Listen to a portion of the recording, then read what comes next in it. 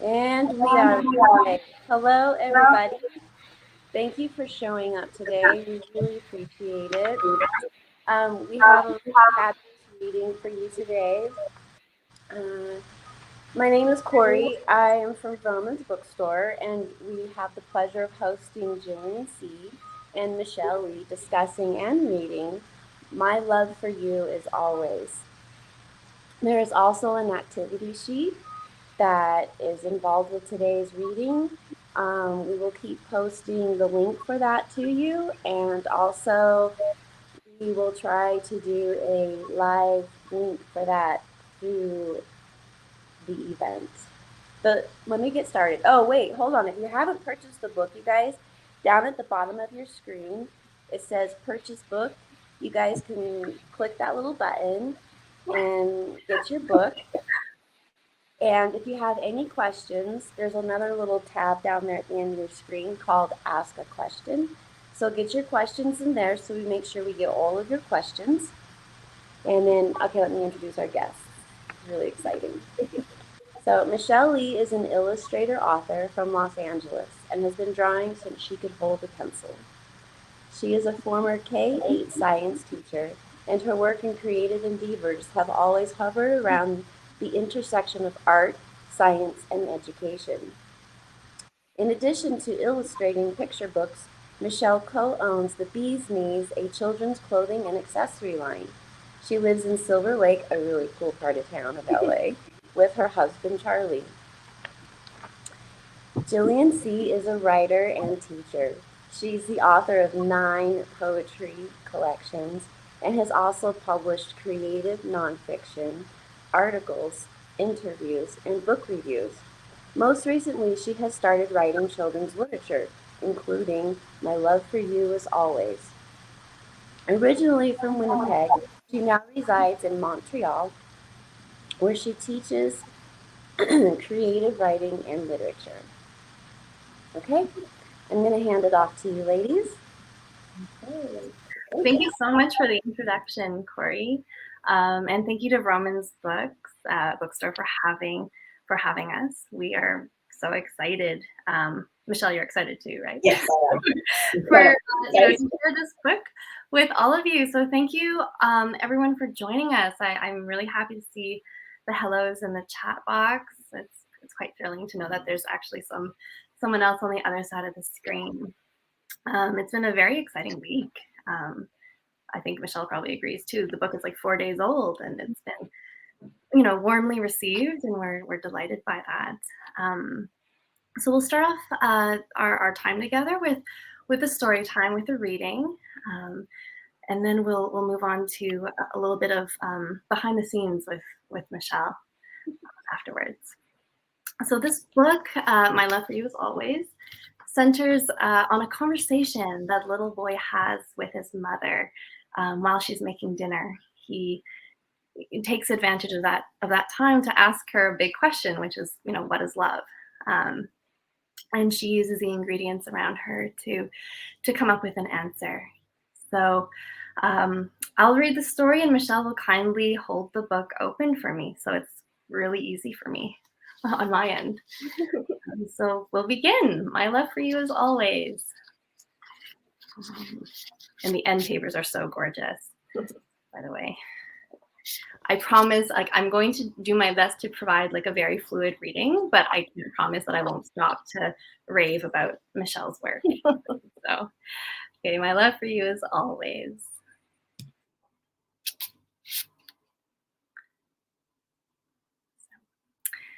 Mama, do you love me? Yes, my child, of course I do. But what is love, Mama?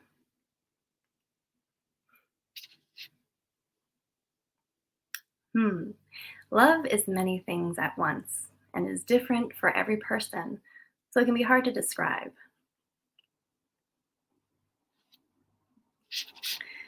But if I touched love, what would it feel like?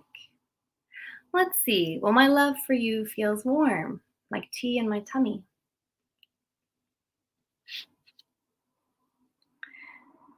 What does it smell like? Like all of my favorite spices, My love for you is as fragrant as star anise, as rich as cardamom and cloves.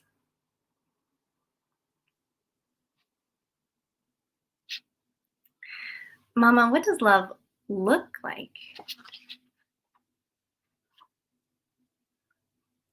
Mama, what does love look like? It's painted in my favorite color, my child, rosy as wolfberries and bright as persimmons. But Mama, I don't like persimmons. And how about oranges? My love is as bright as orange zest. It glows like bamboo leaves in the afternoon. I love that transition, by the way, Michelle, the way you made the oranges merge with the bamboo leaves. Does it make a sound? Yes, I think so. Sometimes it's crisp like winter radish. Other times it's quiet like simmering broth.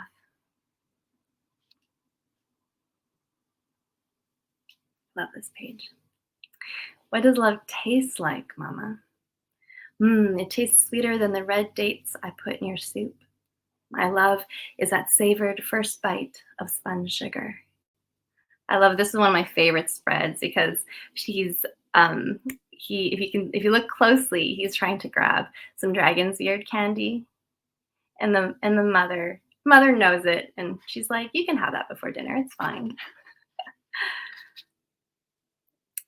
How does love move? It darts from rivers to oceans. Sometimes my love swims in circles like a carp. It shines through the water like its own brilliant sun.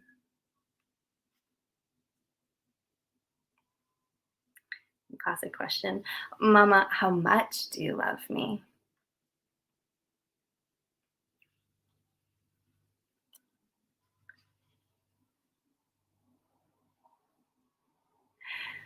I love you more than all the grains of rice in all the fields in the world, my child.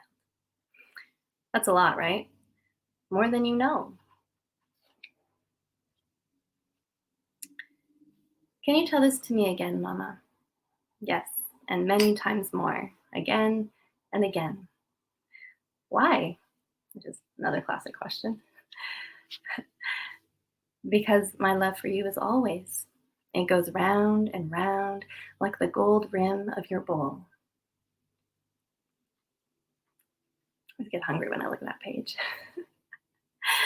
And I love you with no beginning and no end because you are my child and I am your mama.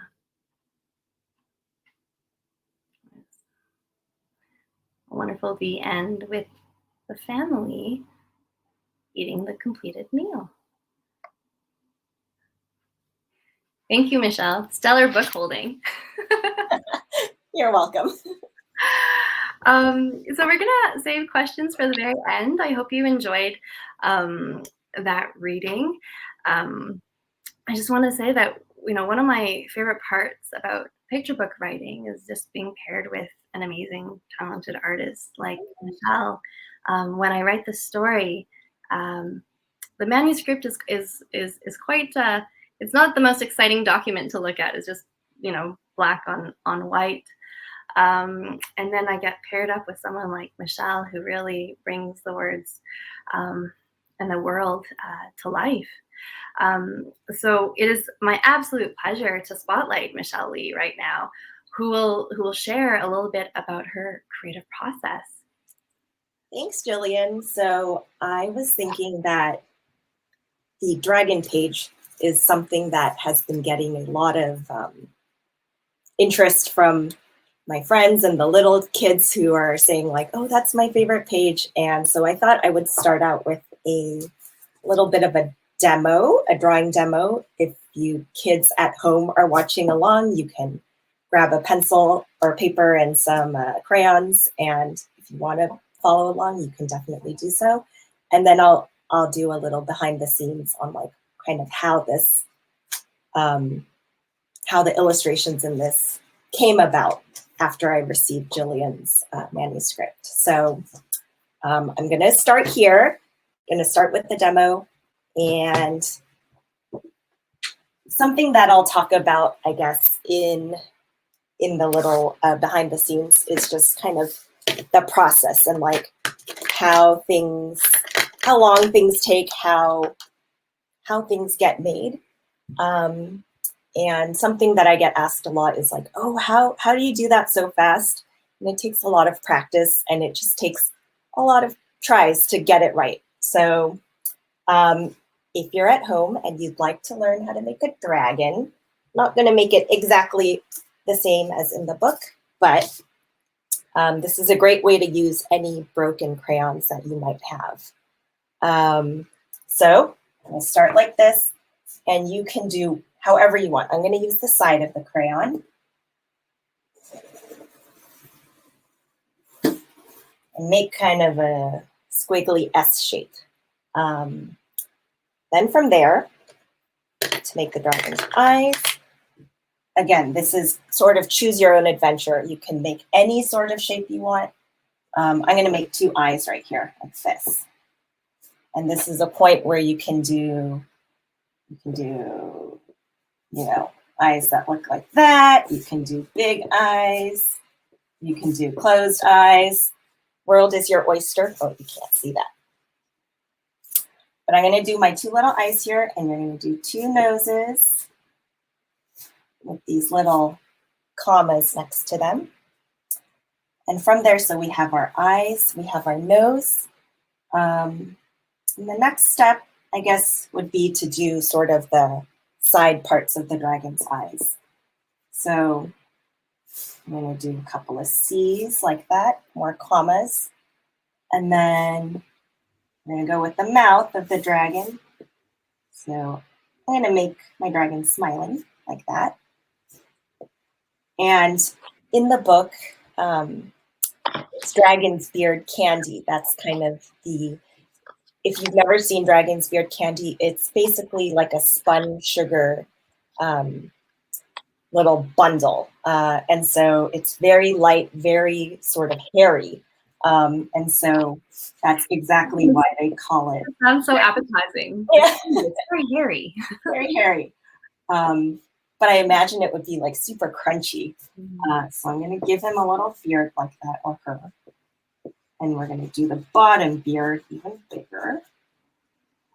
And then give it some eyebrows. That, and you can make these things, the eyebrows, like super long and twisty or kind of short. And then some more eyebrows. And then you're going to put like a big, kind of like a lion's mane around the whole thing that connects the beard to the top of its head. So it's just a lot of zigzaggy shapes. Michelle, I love the Mr. Dress Up vibes you're giving us right now. So good. Thank you. Okay, so this is kind of the dragon's face. If you want, I've seen sometimes there's a little pearl there. You can add polka dots, hearts, whatever you want. Okay, so this is the dragon's head. And for the body, I will use a different color. This part's really easy. You just kind of create the back shape, and then give it some spikies in the back like that.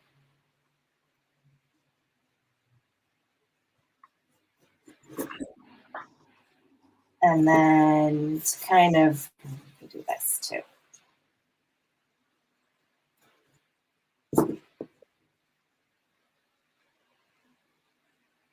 So I really like using the side of the crayon because it gives you a texture. It's kind of hard to see on the screen, but it looks very bumpy, kind of like maybe how scales would look. And then you can go on top, make little like C shapes, and create these little scales on top of the color that you've already picked out. So if you do this all around, down here they look like U's. So.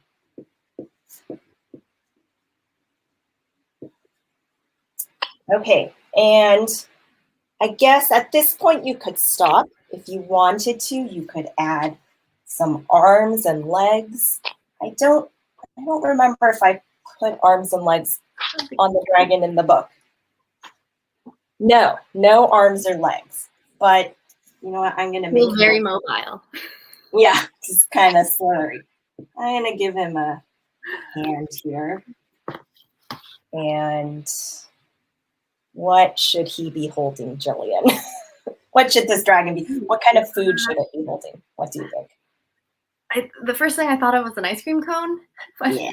All right, yeah. that works. That's delicious. It's still summer. So Yes. it's kind of a weird arm. But you know what? It's okay. So I can hold in an ice cream cone. Put some sprinkles on it. So that, in a nutshell, is a little bit of how I drew this dragon in this book. Now, if you decide, kids, to make a dragon, we'd love to see it. So you can always, you know, if you're on Instagram or something, you know, we'd love to see it. So if you can tag us on Instagram, Gillian put the hashtag up, my love for you as always. We would love to see your creations. For sure. So from that, I'm gonna, I guess, move into a little bit of a behind the scenes of like what it took to create the illustrations and like sort of my thinking and my process behind all of that. So there will be a slideshow of sorts. So I'm very lucky. My editor, Talia, who I think is here, would send me these pretty much nearly finished or finished products. And I have to say, for the process in this book, I think I've mentioned this to Michelle a number of times, I would just be in tears because I thought, oh my goodness, I know this world. These are my mother's slippers. I have this tea box. I have this rice cooker. And I was so moved by the art. And so I'm really looking forward to hearing more about the process and how it went from really like a blank page to this, right? Okay, so let's get started. I'm gonna see.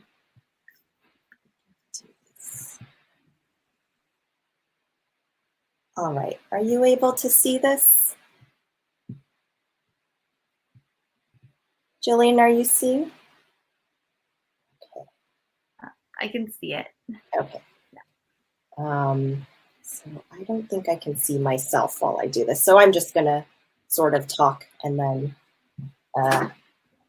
you can let me know if something is being weird. Yeah, Michelle, it's oh yeah, there it is. Okay, yeah, it's nice and big now. That's wonderful. Okay, so I guess to start, Gillian mentioned that, you know, she wrote the manuscript and then the manuscript was given to me by, well, shared with me by my agent and the editor, Talia, as well. And when they came to me, they asked like, oh, is this something that would interest you? And I was like, of course, this is totally everything that I love, all the food, things that I'm familiar with. It was right up my alley. And it was really cool to be able to portray things that are very close to my heart and my family's heart. So, so I was super lucky in this particular manuscript because sometimes as an illustrator, you don't have that much freedom. Like sometimes it's very clear the types of things that you have to draw. But with Gillian's text, I think it gave a lot of wiggle room to do a lot of different things and be a little bit more fantastical. And so this is why I'm saying, as an illustrator, I get to wear a lot of hats. If you're lucky, you get to be a researcher, an experimenter, a director, a cinematographer. You get to cast your characters, design the costumes and their makeup and the sets and everything. So there's a lot of sort of creative leeway. So the first step for my love for you, as always for me, after getting the text, was to kind of think about the world and start gathering materials about the things that I maybe wasn't too familiar with or needed more references on. So that can be going to Google Images and pulling off images of, you know, dogs, because I wanted there to be a dog in the story. All the different types of design stuff, like, so all the porcelain, fish, dragons, rice, you name it, anything that I really didn't know how to draw from my head, I was looking up and kind of keeping all in a folder on my computer. And, you know, also in my sketchbook, whenever I saw something, I'd be sketching stuff as well. So this is like a big first step in creating the story. And, you know, one of the other things that I'm not too good at, I guess, is interiors and perspective and spaces. And so something that's really fun that I like to do is to build the space that my characters are going to be in. So I built the little cardboard house that represents where our family lives. And I'm holding up here a different cardboard model for another interior because I don't have the one from My Love for You as Always. But basically it is, yeah, it's a little bit rough. It's kind of patched together with glue and tape, but that kind of really helps me to get an idea of the space and where the family's going to be spending all their time and just how they're going to be moving around the space. Something that is really special about My Love for You as Always is that it really made me think of like food memories that were important to me. And that includes when, you know, my sister and I were kids, we would always go over to our grandparents' apartment. And, you know, we would get fed lunch, and it would be, this was usually on Sunday, like after church or something, and we would go and then we'd eat this big meal in their little apartment. It would get so hot from all the cooking, and then we'd all get food coma and fall asleep. And then, you know, 2 hours later, when we wake up from our nap, the adults would be outside and say, "Oh, come have some fruit." And then we'd probably maybe stay for dinner again. And, you know, so this was a place that held a lot of really nice memories for me. So I kind of immediately thought of that when sort of setting the scene for My Love for You as Always. So I just want to say, Michelle, also in terms of even when I wrote the text, you know, in my head, there's a kitchen and it's just completely imagined and it's very vague. And now there's this wonderful illustration and perspectives of this kitchen that's in the book, but I had no idea that you had this step that it went from my imagination to your imagination to like some sort of 3D form, and finally back to 2D. It's quite amazing. And I think that's kind of the cool thing is that, like, as an you know, I could decide to do something totally different. You know, that ability to kind of just use what inspires us is something that I think is really valuable and special. Yeah. So we built a cardboard house, again, to help me with perspective, because I'm not great at drawing perspective. Just like a random Friday night activity. And, you know, it's kind of fun because it's very low pressure, you know, like drawing the actual pages of the book, that can be a little bit stressful sometimes, but this is it's fun. It's like model making or playing with dolls a little bit.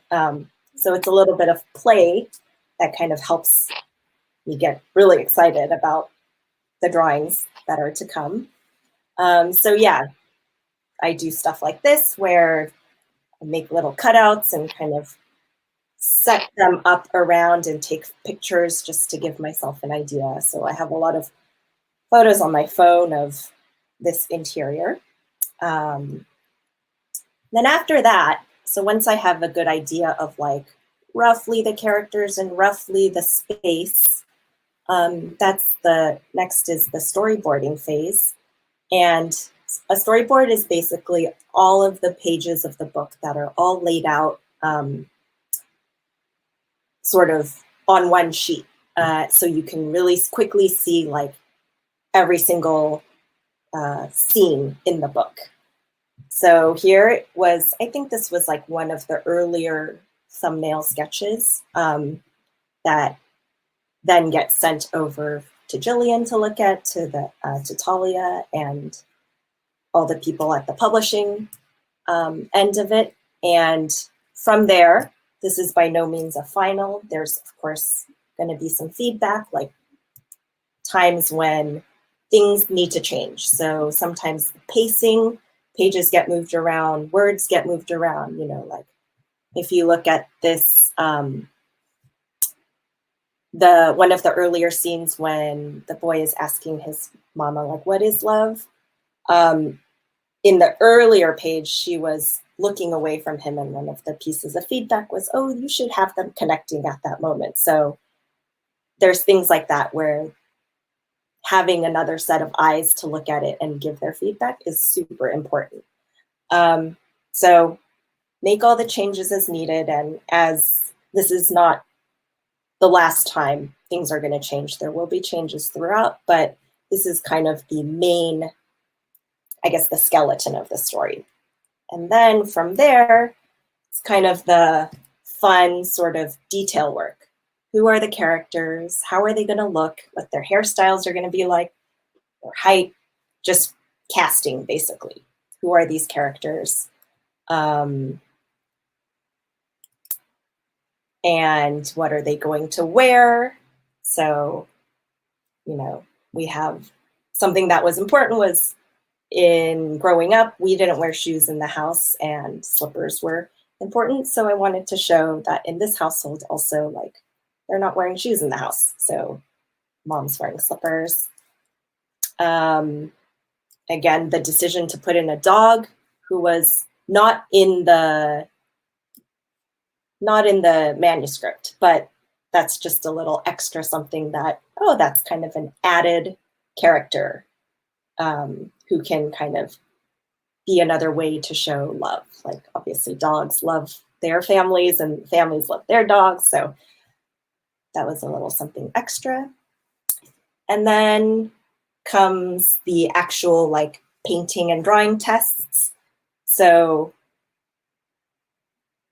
there's this phase can go on throughout the painting of the book. And if certain things don't work, you know, you have to do more tests. But I think for this book, the water page with the fish swimming and the dragon were the two parts that were the most stressful for me, because that requires a little bit of technical know-how. So I really needed to practice that and just kind of figure out what I was doing. So you can see here, lots of tests, testing out colors, and materials and different types of materials. How do they change the feel of the illustration? So again, this dragon page, I painted this dragon a bunch of times. You can see on the right, there's like a few stacks deep of just different ways of painting the dragon in different colors with different backgrounds. Some of them were too bright, some of them were too, you know, not a little washed out. So ultimately, we ended up with the dragon that we had in the book. But when it's time to paint, and this is something that I like to emphasize, is sometimes everything goes super smoothly. And it's like 1, 2, 3. What I imagined in my head is what comes out of my hand, and everything goes perfectly. You don't have to redo anything. And sometimes it is a very long process. It's kind of, you make a lot of mistakes, or you don't really know what you're doing. So in the case of the dragon, it was very experimental. I tried a lot of different versions. And actually, sorry to interrupt, Michelle. I'm curious, how many dragons did you draw? Because I have no idea. It just looks perfect. I think it was 4 or 5, Okay. like different dragon versions.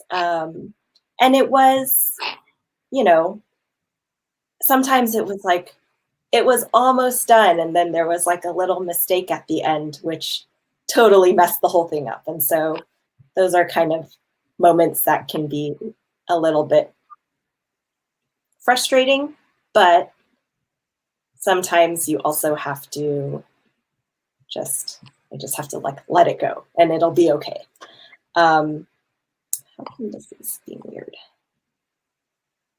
Okay, so yeah, most often, like the dragon spread, again, this bamboo page, it takes multiple tries to get it right. And this is a point at which like maybe someone else who's looking at this thinks they all look exactly the same. But sometimes it's hard to get out of your own mind. So it's nice to have feedback in that sense where people can look at it and be like, no, it's fine. Like you need to stop focusing in on that one little part that no one really won't look at. But sometimes it takes 3 tries or more to get it right.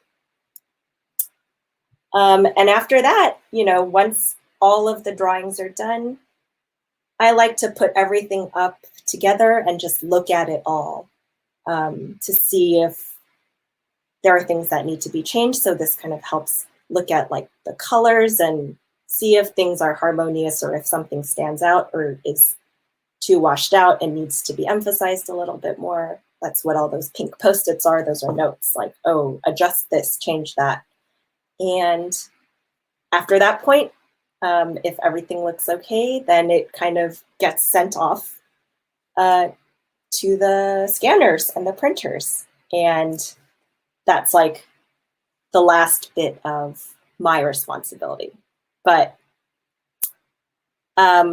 something that is really important, I think, because this is a little bit of a long process and, you know, you have to stay motivated. For me, and I was painting this last year, 2020.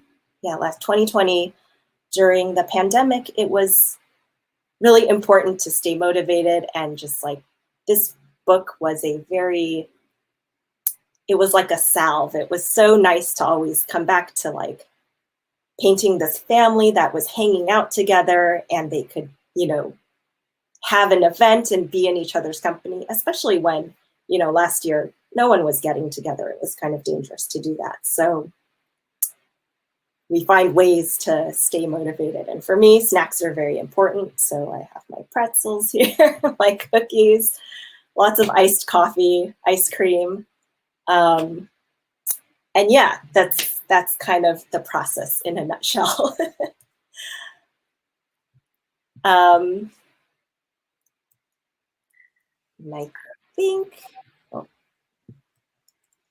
think that is the last bit. So Gillian, you have any questions for me? Yeah, I want to know, is it possible for you to pull this up a little bit about the activity sheets?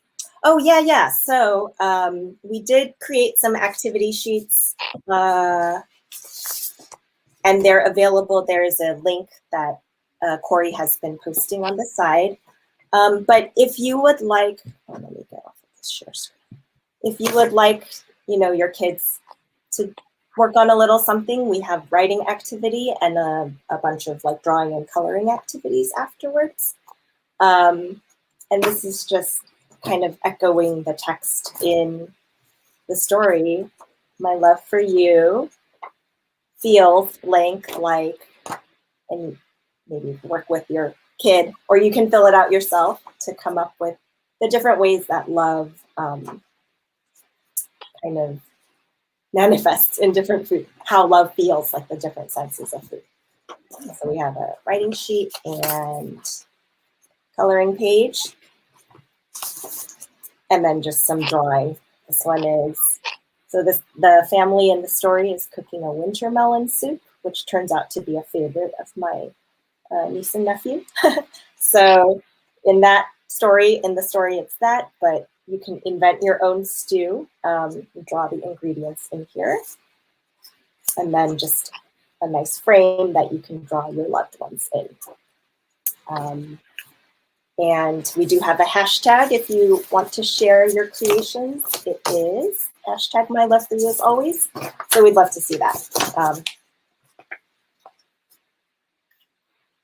Is that it, Gillian? Do you want to add anything? We are going to open it up.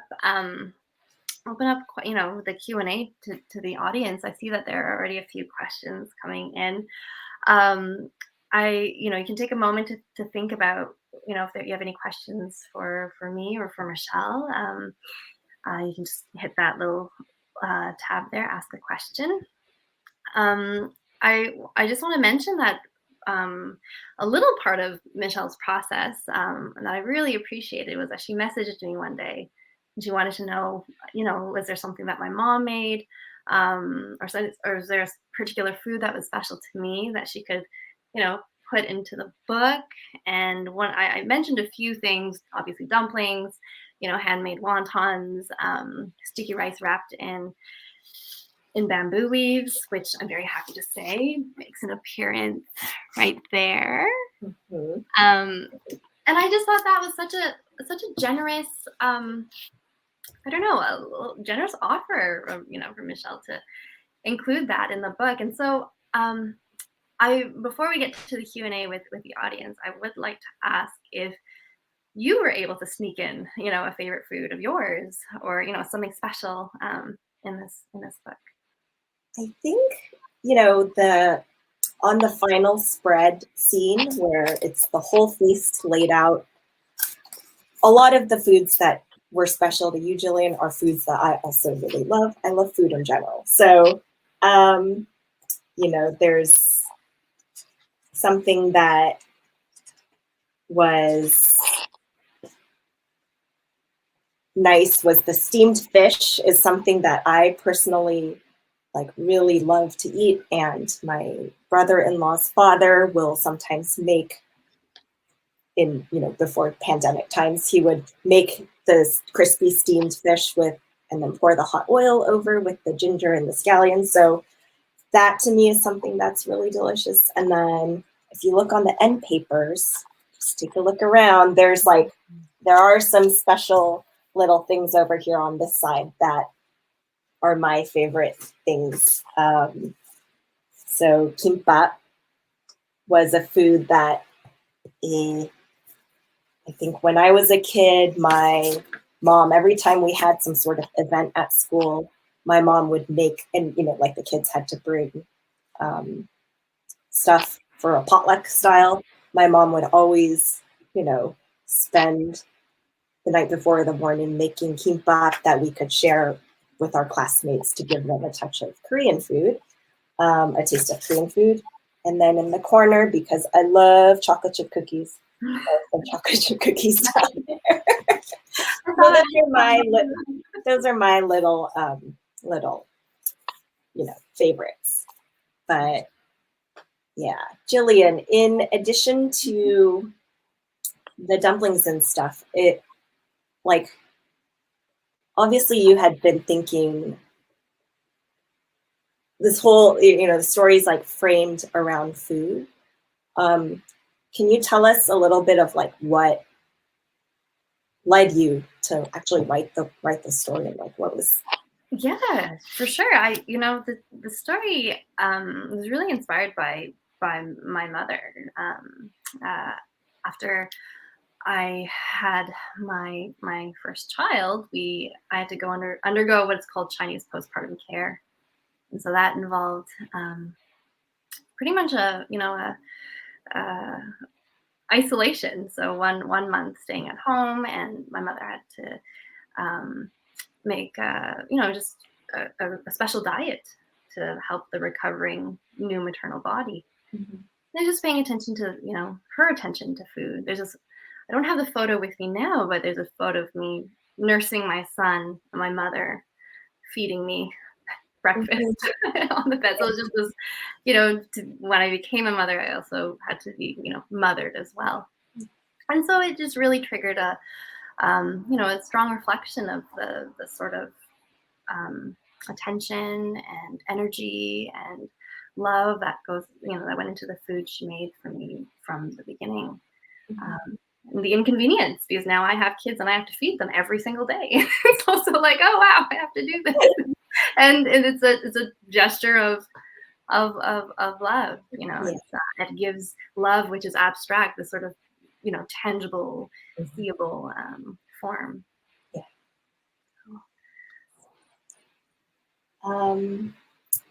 Yeah, I guess if there are any questions, I'm not seeing to just I see the questions here, actually. Let me see.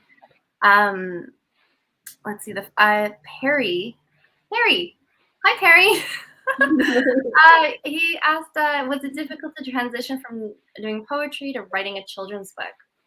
That's a good question. It wasn't entirely, because poems themselves, I found, are, you know, they're small forms. And a book, standard picture book, is 32 pages and usually around 300 words. And so I was just moving from one small form to another small form. When I had children, you know, I mean, I still have children, but when I had, you know, when they were just born, all I was reading was picture books anyways. And so I was also, I guess, unconsciously learning that this new form. And I also had only little snippets of time, you know, taking them to the park, nursing them in the dark, you know, and just, it's in these small moments that I think, and also being in the world of children, being in the world of babies, just, I think my writing naturally moved in that direction. Yeah, because the circumstances or the constraints were right, I suppose. Yeah. Will you ladies be working together again on another book? I hope so. Me too. Yeah. Totally. I would love to illustrate anything that Gillian writes. So. And I would love your work. Maybe, Gillian, I can send you some drawings and you can write something based on the drawings. Yes. Something like that. Like the reverse. Yeah. I wonder if that's been done before, but we could try it. I see a question here from Adam down my street. Adam wants to know if your dragon breathes fire. That's a good question. It does have steam coming out of its nose, but I think this is a dragon that it comes out of like explosive flavor, so maybe a little bit of fire. But yeah. And I see one question here where it's, how many times did you guys have to go back and forth on drawings before publication? That is a good question. It depends, obviously, on a lot of things, but I think with this, it was actually very, it was pretty seamless. Like, I personally, like, thought about the words really hard, and like, as I was reading them, there were images like immediately popping into my head. And like, so I, like the stuff that I got down in the initial sketches is for the most part, like how this book came out. I would say there were maybe 4 or 5 like main back and forths, but there weren't a lot of edits coming from Talia or Gillian, and you know, it was pretty smooth. So I think I can tell you right now, whenever Talia, the editor, showed me any of the work, I think it was just like exclamation marks and just like, I love this. So it was, I think, very easy on my end for sure. Yeah, and so in that way, it was very easy for me because there was no there weren't any like strong opinions coming from that end. So I had the freedom to do a little bit of like what I thought this should look like. So that was really lovely. But I think that can depend. So I think that's it. Were there any more questions? I didn't see any else. Yeah. Well, I think that's a wrap then, ladies. This was so awesome, and Your book is beautiful. I love how all the food, the drawings, like not even just in part of the book, but how it's like the back pages and the cookies and everything. And I keep thinking, she had those snacks. I wonder how many of those snacks ended up in the little drawing. But this was a really beautiful book, and thank you for showing up and reading, and thank you for doing the illustration show. That was really awesome. And so yeah, again, to the audience, thank you for showing up. Yes, And if you haven't purchased your book, right down there at the bottom of the screen, you can use that tab, purchase your book. And if you came in late or want to watch the replay or share it with someone, there will be a replay. As soon as I click us out of here, you can go to Crowdcast or Vroman's and find it in the past events section. So yeah, thank you everyone. Wonderful. Thank you, everyone. Thank you, Corey and Bromans, for hosting this event. It was super Oh, of course. delightful. Thank you. Congratulations, and I can't wait to see you guys your next book come out. It's the works. Throwing the idea out into the universe. No pressure at all. Thank you all for coming. I hope you enjoyed your reading and your learning. All right. Thanks, everyone. This is a wrap. Thank you.